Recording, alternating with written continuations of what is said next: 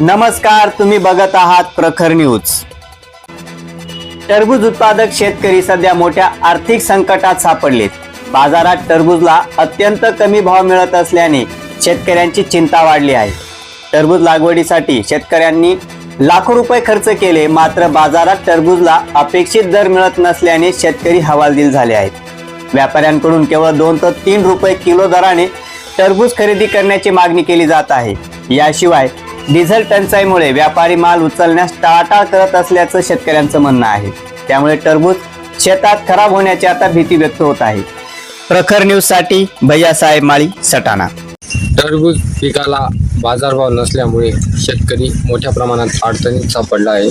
America आणि इराणच्या युद्धामुळे आमच्या टरबूजला कुठेच मागणी नाही। एकंदरीत बघायला गेलं तर मार्च, एप्रिल, मे आम्ही उन्हाळा असतो, त्यामध्ये टरबूज पिकाला मोठ्या प्रमाणात मागणी असते।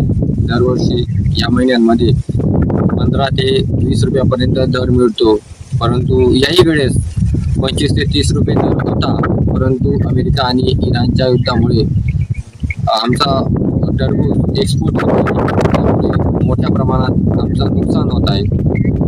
त्यामुळे आमच्या मालाला कसा भाव मिळेल यासाठी सरकारने उपाययोजना करावी। आमचं खूप मोठ्या प्रमाणात नुकसान झालेलं आहे, तरी आम्हाला शासनाकडून अपेक्षित ती मदत पाहिजे।